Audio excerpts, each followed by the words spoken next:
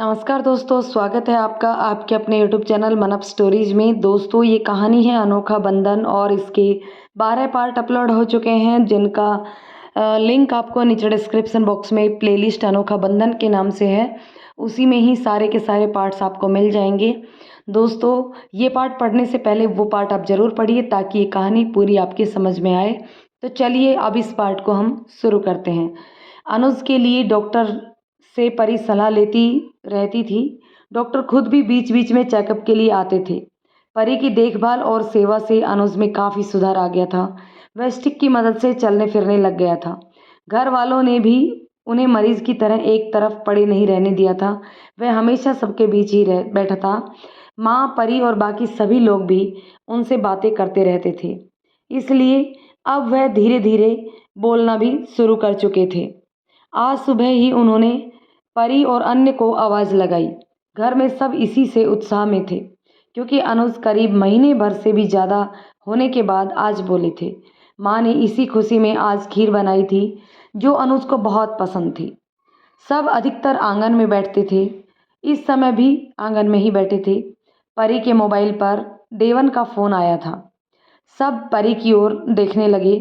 परी थोड़ा शर्मा गई तो अनुज ने उसे इशारे से कहा, अलग जाकर बात कर लो। उसकी स्वीकृति मिलते ही परी ने अंदर जाकर उसकी कॉल रिसीव की। हाय देवन, बोलो।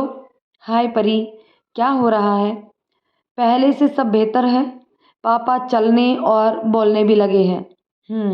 तो फिर क्या सोचा है अब? अभी पूरी तरह सेल्फ डिपेंडेंट तो नहीं है, लेकिन वह ओके, देख लो जैसा हो बताना फिर। यहाँ आने में थोड़ा समय और लग सकता है। एक बार आकर फॉर्मेलिटीज़ तो पूरी कर जाओ। एक दो दिन के लिए अब निकल ही सकती हो ना, वह भी ज़रूरी ही है। परी ने कुछ जवाब नहीं दिया, क्योंकि वह खुद सोच विचार में पड़ गई थी। उसकी बात सुनकर देवन आगे बोला, अच्छा सुनो, मैंने तुम्हें यह बताने के लिए फ़ोन किया है कि मैं कुछ दिनों के लिए हेल्थ कैंप के लिए कानपुर के आसपास के गांव में जा रहा हूं, तो यहाँ भी आओगे? देखो, मेरे साथ टीम है पूरी, कह नहीं सकता, कोशिश करूँगा। वैसे मुख्यतः मेरा काम उन गाँवों में जाने का है जहाँ स्वास्थ्य सुविधाएं बिल्कुल नहीं है, तो उन क्षेत्रों को पहले कवर करना होगा। क्या काम है? ग्रामीण क्षेत्रों में जाकर स्वास्थ्य के प्रति जागरूक करना, उनको हाइजीन के बारे में जागरूक करना, यह सभी काम है। हेल्थ कैंप लगेगा वहाँ। ओह अच्छा, काश इन सब में मैं भी जुट पाती। इतना इंटरेस्टिंग लग रही है तुम्हारी बातें। हाँ, तुम पहले ड्यूटी तो ज्वाइन करो। देवन की बात सुनकर परी का उत्साह ठंडा हो गया। ओके, अभी फ़ोन रखती हूँ, फिर बात करूँगी तुमसे। Take care. यू टू, कहकर देवन ने फ़ोन कट कर दिया। परी फ़ोन कट होने के बाद भी वहीं कमरे में खड़ी उधेड़-बुन में पड़ गई। तभी अनुज ने उसके कंधे पर पीछे से हाथ रखा। हाँ, वो हड़बड़ा कर पलटी। पापा, आप खुद खुद क्यों आए? मुझे बुला लिया होता। अनुज अटकते हुए बोला, ठीक हूँ मैं, तुम जयपुर जाओ, मेरी चिंता मत करो। लेकिन पापा, परी कुछ बोलती उससे पहले अनुज ने उसे चुप करने का इशारा किया। ठीक है पापा, मैं एक दो दिन में लौट आऊँगी, परी ने कहा। गुड, अनुज ने उसके सिर पर हाथ रखकर कहा। तभी सीता जी कमरे में खीर ले आई। ले अनुज, खीर खा ले। खीर देखकर अनुज ने लेने से इनकार कर दिया। खा लो, मैंने खास तुम्हारे लिए बनाई है बेटा, सीता जी ने कहा। मन नहीं है, जीना लाएगी तब बनाना। अनुज ने कोशिश करके पूरी बात करी। अनुज बेटा, मुझे भी जिनल की कमी खलती है, पर तुझे भी पहले जैसा होते देखना कम खुशी नहीं है मेरे लिए। तेरे बहाने घर में भी सब सामान्य हो पाएंगे, सीता जी बोली। जब परी ने भी समझाया, हाँ पापा, आप खाएंगे तो सब खुश होकर खा लेंगे, ऐसे तनाव में कब तक जिएंगे। दोनों की बात सुनकर अनुज ने खीर का प्याला हाथों में ले लिया। सबने मिलकर खीर खाई। देवन अपने टीम के साथ टूर पर निकल गया था। वह गांव-गांव जाकर हेल्थ कैंप लगाने लगा। परी ने देवन को फ़ोन किया। हेलो देवन, मैं लखनऊ आ चुकी हूँ। ओह ग्रेट, अचानक कैसे प्लान किया? पापा अब काफ़ी बेहतर हैं, इसलिए उन्होंने ही कहा मुझे जाने के लिए। जो तुम्हारा लखनऊ का काम हो गया? हाँ, अभी कर रही हूँ, एक दो दिन बाद लौट जाऊँगी। गुड, तुम कहाँ हो? मैं तो अभी ट्रैवल कर रहा हूँ। ओके, फिर बाद में बात करती हूँ। अनुज अब अपने काम पर भी जाने लगे। जीनल को ढूंढने के सब प्रयास असफल थे। उधर देवन की टीम ने एक गांव में हेल्थ कैंप लगाया। गांव वालों को सेहत के प्रति जागरूक किया जाने लगा। घर घर वे लोग जाते और कैंप में आने के लिए प्रेरित करते।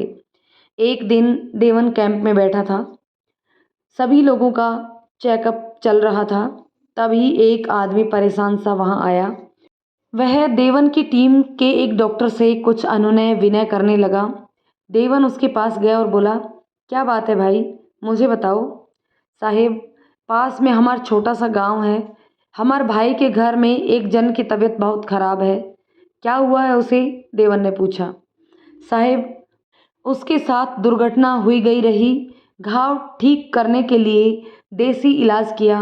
घाव तो थोड़े भरे हैं लेकिन होश नहीं आ रहा। बस जिंदा है समझो। तुम लोग ऐसे मामले में भी देसी इलाज कर रहे हो। पहले भी डॉक्टर के पास ले जाना चाहिए था। साहिब, यहाँ तो दूर दूर तक कोई अस्पताल नहीं है। ऐसे ही सबका इलाज किया जाता है। देवन को उस पर गुस्सा तो आया, लेकिन उसने उसे ज़्यादा बहस करना व्यर्थ समझा। उसने कहा, ठीक है डॉक्टर वीर, आप चले जाएं इनके साथ। मैं यहाँ के पेशेंट देख लेता हूँ। ओके डॉक्टर देवन, कहकर डॉक्टर वीर अपनी मेडिकल किट लेकर उनके साथ चले गए। वह आदमी उसे मंगलू और कमली के घर ले गया। वहां जाकर डॉक्टर उस घायल औरत की जांच करने लगे। इनकी हालत तो बहुत गंभीर है। यह सब कैसे हुआ? मंगलू और कमली यह सुनकर डर गए। कहते रहे तो उसे शहरी डॉक्टर को बुलाए लाओ, लेकिन नहीं, कोनो बात नहीं सुनत ही हमरी। कमली मंगलू पर गुस्सा होने लगी। मंगलू भी डरा हुआ था। गलती हुई गई, का करते।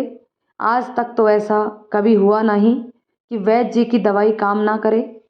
तब डॉक्टर वीर बोले, हुआ क्या है इन्हें यह बताइए पहले कि इनकी ऐसी हालत क्यों हुई है। यह तो कोई गंभीर एक्सीडेंटल केस लग रहा है। साहिब, ई मेहरिया हमका नदी किनारे पड़ी मिली रही, घायल हालत में। हम ई की खूब सेवा करे रहे। तब तो ई और बुरी हालत में रही। जगह जगह से घाव रिसत रहे। मंगलू घबराते हुए बताने लगा सब कुछ, जिसे सुनकर डॉक्टर वीर बोले, हालत तो अभी भी ठीक नहीं है। हाँ, ऊपर ऊपर के घाव जरूर थोड़े ठीक हैं। 1 मिनट, अभी बताता हूँ आपको क्या करना है। फिर उन्होंने भी देवन को कॉल किया और सारी बात बताई। सब कुछ सुनकर देवन ने पहले तो उसे वही इमरजेंसी उपचार करने को कहा, लेकिन वह बोल ही रहा था कि उसके दिमाग में जीनल के एक्सीडेंट वाली बात आई। उसके दिल और दिमाग दोनों इशारा कर रहे थे कि हो ना हो यह जीनल हो सकती है। उसने डॉक्टर वीर से कहा, 1 मिनट डॉक्टर, आप उस आदमी से पूछो कि उसे यह औरत कब मिली। डॉक्टर वीर ने मंगलू से पूछा, तुम्हें यह मैडम कब मिली थी? यही कोई महीना सवा महीना हो रहा होगा। मंगलू याद करने का प्रयास करते हुए बोला। डॉक्टर वीर ने उसकी बात देवन तक पहुंचाई। अब तो देवन का विश्वास और भी मजबूत होने लगा। उसने डॉक्टर वीर से कहा, डॉक्टर आप वहीं रुकिए, मैं भी अभी बस जल्दी ही वहीं पर आ रहा हूँ। लेकिन क्यों? मैं मैनेज कर लूँगा। मैं आ रहा हूँ, आप सिर्फ मेरा इंतज़ार कीजिए। तब तक उन्हें इंजेक्शन दे दीजिए, देवन ने कहा। देवन अपना काम दूसरे डॉक्टर्स को समझाकर वहाँ से फौरन निकला। रास्ते भर वह भगवान को मनाता रहा, जैसे अंदेशा उसे हो रहा था वैसा ही हो। मंगलू के घर के पास पहुँचते ही लगभग भागता हुआ सा वह उसके घर के अंदर पहुँचा। घर के अंदर पहुंचकर वहां लेटी महिला को जैसे उसने देखा, उसने अपनी आंखें बंद कर ली, अपने दिल पर हाथ रखा और लगभग चिल्लाते हुए बोला, oh God, oh God, oh God, you are great. ये डॉक्टर वीर उसका यह व्यवहार देखकर कुछ समझ नहीं पा रही थी। क्या हुआ डॉक्टर देवन, आप अचानक ऐसे क्यों आ गए? मुझे कुछ समझ में नहीं आ रहा है। सब समझाता हूँ, पहले आप बताओ इनकी हेल्थ रिपोर्ट मुझे। देवन ने हड़बड़ी दिखाते हुए पूछा। उसके चेहरे पर खुशी और घबराहट दोनों थी। डॉक्टर वीर उसके चेहरे को पढ़ने का प्रयास भी कर रहे थे और उस औरत की स्थिति से अवगत भी कराते जा रहे थे। डॉक्टर देवन, इनको तुरंत हॉस्पिटल ले जाने की ज़रूरत है। ओके, बाहर एम्बुलेंस खड़ी है, हम इन्हें शहर के सिटी हॉस्पिटल में ले चलते हैं, देवन बोला।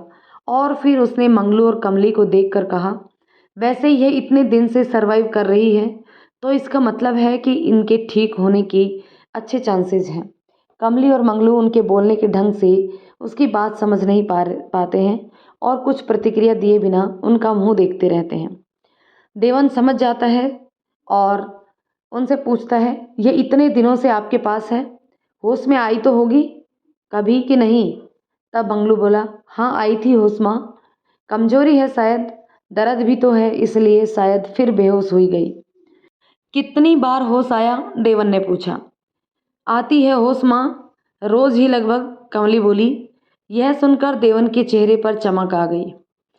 कुछ बताया इन्होंने अपने बारे में? नहीं, बस परी, शिव शिव कुछ कुछ नाम लेती रही, कमली ने बताया। सुनकर देवन बोला, ठीक है। वह डॉक्टर वीर से बोला, मुझे पूरी उम्मीद है ये ठीक हो जाएंगी, कोई खास इंटरनल इंजरी नहीं हुई लगती है। तब डॉक्टर वीर ने उन्हें टोका, ये बिना टेस्ट के कहना ठीक नहीं होगा। हाँ वह बात ठीक है, मैं सिर्फ उम्मीद कितनी है यह देख रहा हूँ। आप एक डॉक्टर की तरह देख रहे हैं और मैं आपकी कोई लगती है क्या ये है? डॉक्टर वीर ने अपने मन में उठे सवाल को पूछ ही लिया। देवन ने जवाब दिया, हाँ यह मेरी दोस्त डॉक्टर परी की मम्मी है, मिसेज जीनल वर्मा। कुछ समय से लापता थी यह और अंकल जयपुर से लौटते समय दुर्घटनाग्रस्त हो गए थे। परी के पिता मिल गए थे लेकिन इनके परिवार वालों ने इन्हें बहुत तलाशा फिर भी निराशा ही हाथ लगी थी। यह सुनकर डॉक्टर वीर भी रोमांचित हो उठे। फिर तो यह बड़ा विचित्र संयोग है कि आपको यहाँ आना पड़ा और इस तरह यह आपके सामने है। भगवान भी अपनी प्रेजेंस इंसान को जाहिर करते रहते हैं इस तरह की घटनाओं से। उसकी बात सुनकर देवन मुस्कुरा दिया। तब तक जीनल को एम्बुलेंस में पहुंचा दिया गया था। एम्बुलेंस में बैठने से पहले देवन ने मंगलू और कमली को धन्यवाद दिया। आपने बहुत नेकी का काम किया है, आपका बहुत बहुत आभार। कैसी बात कर रहे हैं डॉक्टर साहब, ई तो हर इंसान का फर्ज होता है दूसरे इंसान की सहायता करना, मंगलू बोला। हाँ आपकी सोच बहुत अच्छी है, लेकिन अब कभी ऐसी परिस्थिति आए तो पहले पुलिस को सूचित कीजिएगा और उसकी सहायता से हॉस्पिटल पहुंच जाइएगा। हो सकता है आपकी नीयत तो अच्छी हो लेकिन सही इलाज ना मिलने से इनकी जान भी जा सकती है। हाय दया, अब एक ऐसी गलती नहीं करिए, माफ़ कर दो डॉक्टर साहब, कहकर कमली रोने गिड़गिड़ाने लगी। तो देवन ने उससे कहा, अरे नहीं नहीं, आप परेशान मत होइए, मैं सिर्फ समझा रहा हूँ कि ऐसे तो आप अच्छाई करके भी मुसीबत में पड़ सकते थे। आप तो बहुत अच्छे लोग हैं, आपका मुझ पर हमेशा आभार रहेगा। डॉक्टर साहिब अगर आप बुरा ना माने तो हम हूँ को हॉस्पिटल ले चलो, हम दीदी के घर वालों से माफ़ी मांग चाहत है, कमली बोली। देवन ने कहा, आप बेकार में परेशान मत हो, अगर ज़रूरत पड़ी तो बुलवा लेंगे। हाँ पुलिस पूछताछ करे आपसे तो आप लोग घबराना मत, उनको जो सच है वह बता देना, कुछ नहीं होगा। जी डॉक्टर साहिब, वे दोनों बोले। देवन एम्बुलेंस में बैठकर वहाँ से निकल गया। डॉक्टर वीर कैंप की ओर चले गए और देवन हॉस्पिटल के लिए निकल पड़ा। रास्ते में उसने परी को कॉल किया। हेलो परी, तुम्हें एक बहुत ही अच्छी खबर देनी है।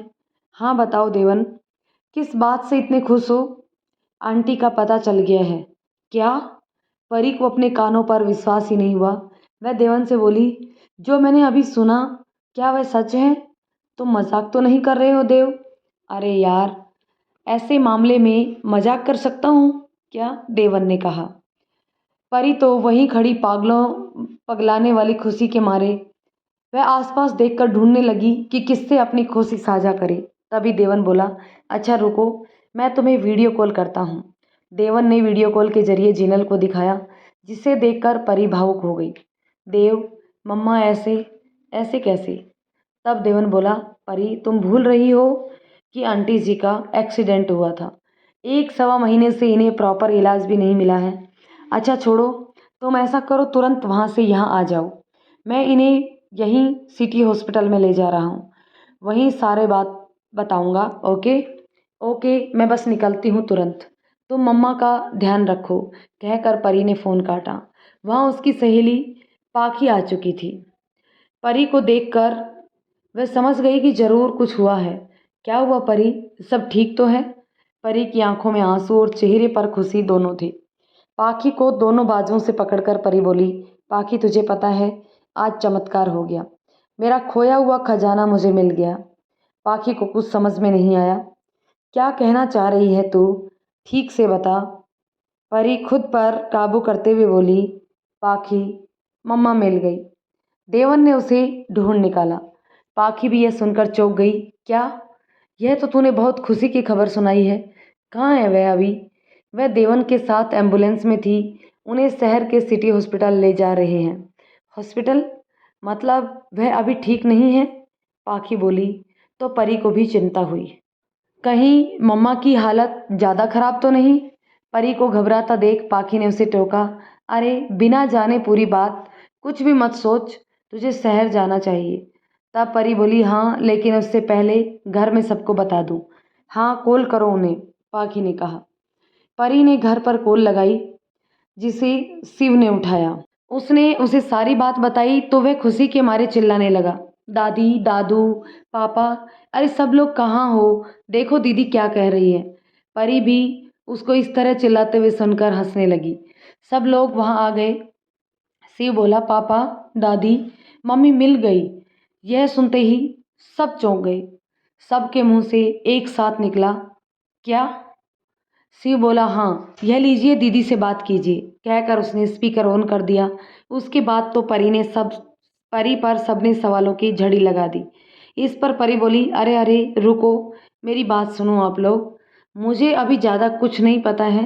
वह मुझे नहीं, देव को एक गांव में मिली है। उनकी हालत ठीक नहीं थी। इलाज के लिए उन्हें वह शहर ले जा रहा है। मैं भी वहीं जा रही हूँ। यह सुनकर अनुज ने भी वहाँ पहुँचने को कहा। तो परी ने सोचा, किसी को भी इस समय मना करने से कोई फ़ायदा नहीं है, कोई मानेगा नहीं, इसलिए उसने कहा, ठीक है आप लोग भी पहुँचिए। देवन ने जीनल को हॉस्पिटल में भर्ती करवाया, वहाँ के डॉक्टर से बात की और जीनल के साथ हुए हादसे के बारे में बताया। जीनल के मेडिकल टेस्ट किए गए। कुछ देर में ही अनुज अपने माता पिता और शिव के साथ वहाँ आ पहुँचे। देवन को वही इंतजार करता देखकर अनुज ने पूछा, जीनल कहाँ है? अभी उनके ज़रूरी टेस्ट हो रहे हैं। ठीक तरह से इस वक्त मुझे भी उनके हाल पता नहीं है, देवन ने कहा। अनुज के पिताजी बोले, लेकिन बेटा तुम्हें जीनल कहाँ मिली? सब कुछ विस्तार से बताओ। देवन ने उन्हें सारी घटना विस्तार से बताई। सब कुछ सुनकर अनुज ने कहा, देवन बेटा हम तुम्हारे आभारी हो गए हैं, हमेशा के लिए। यह सुनकर देवन ने कहा, आप कैसी बातें कर रहे हैं?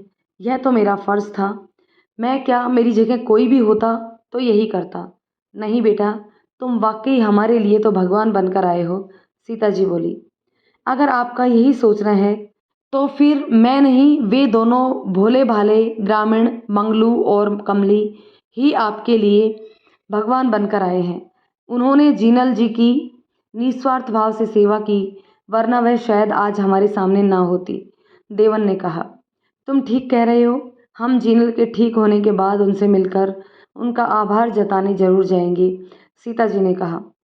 वे लोग बात कर ही रहे होते हैं कि तभी डॉक्टर वहाँ आ जाते हैं। तो दोस्तों इस कहानी में अब आगे हम जानते हैं कि डॉक्टर ने अब क्या बताया, क्या जीनल ठीक हो पाएगी या नहीं। जानने के लिए आगे के पार्ट पढ़ते रहिए। तब तक कमेंट करके बताइए कि आज के पार्ट आपको कैसा लगा। यदि पसंद आया हो तो इसे लाइक शेयर करें, और यदि चैनल पर नए हैं तो प्लीज़ चैनल को सब्सक्राइब जरूर